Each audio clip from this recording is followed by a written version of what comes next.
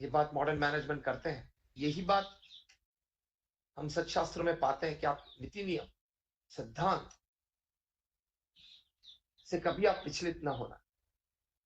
अगर आप छोटे मोटे नेता हो तो जो नीति शास्त्र है, जो दंड नीति है, उसमें आप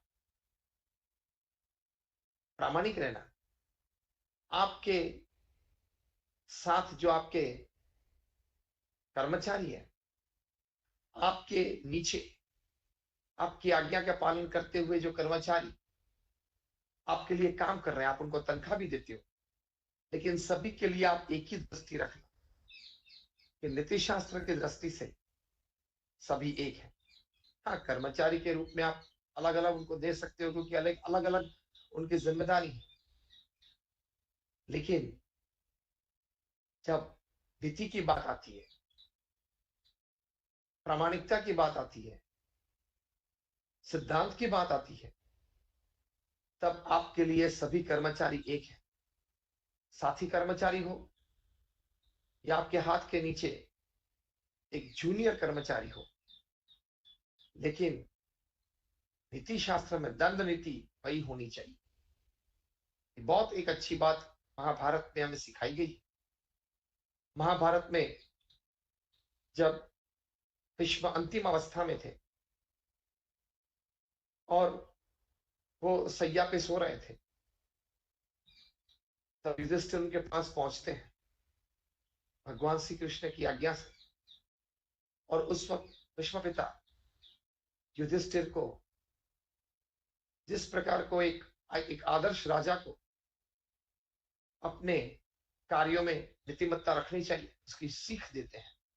एक बहुत अच्छी बात महाभारत में ये लिखी गई कि उस वक्त भीष्म पिता युधिष्ठिर को कहते हैं कि जो राजा अपने राज्य में, आज समझ लो राजा और राज्य की बात नहीं है, सीईओ और एमडी या एग्जीक्यूटिव चेयरमैन की बात है, वो अपनी कंपनी में तो राजा ही है, और जो अपनी कंपनी है, अपना अपना जो व्यवसाय है, वो उसका राज्य है।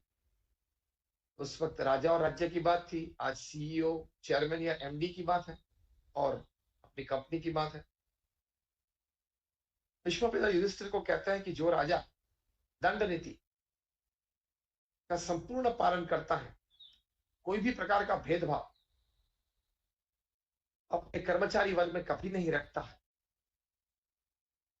तो उसके राज्य में हमेशा सतयुग रहता है। विश्व पिता तो यहां तक महाभारत में कहते हैं युधिष्ठिर को कि काल भी उस राजा को अधीन हो जाता है, और काल सतयुग का प्रवर्तन उस राज्य में करता है। इतना अधीन इस राजा को हो जाता है। मतलब जो आज के सीईओज हैं, मैनेजिंग डायरेक्टर्स हैं, जो एग्जीक्यूटिव चेयरमैन हैं, वो अगर दंड नीति का यथार्थ पालन करें, कोई भेदभाव नहीं, कोई पक्षभाव नहीं, ये मेरा नहीं,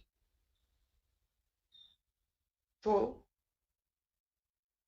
आपकी कंपनी की तरक्की हमेशा होती रहेगी, क्योंकि आपकी कंपनी में काल ने सतयुग का प्रवर्तन किया है।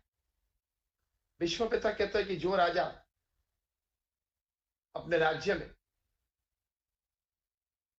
आधी दंड नीति का प्रतिपादन करता है, उस राजा के राज्य में द्वापर युग का प्रवर्तन होता है। जो राजा अपने राज्य में 25%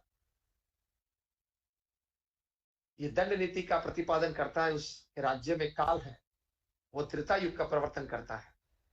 और जो राजा इस दंड नीति का संपूर्ण त्याग करता है, उसके राज्य में कलयुग का प्रभाव बढ़ जाता है, कलयुग ही का प्रवर्तन होता है। वही आज हम देखते हैं कि छोटी मोटी कंपनीज में एनरॉन कितनी बड़ी कंपनी थी,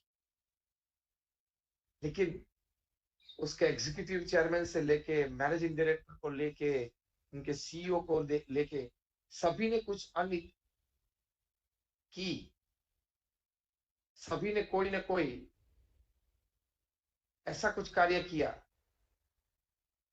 जो नीति की दृष्टि से संपूर्ण अयोग्य था, तो इतनी बड़ी एक एमएनसी मतलब मल्टीनेशनल कॉर्पोरेशन थी,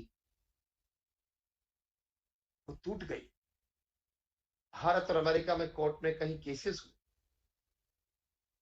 तक भी आज उस बात को शायद 15 साल से ज्यादा हुए, कहीं एनरॉन के बड़े दर्जे के कर्मचारी, जिसको हम हाई प्रोफाइल एग्जीक्यूटिव्स बोलते हैं, वे आज जेल में कैद है।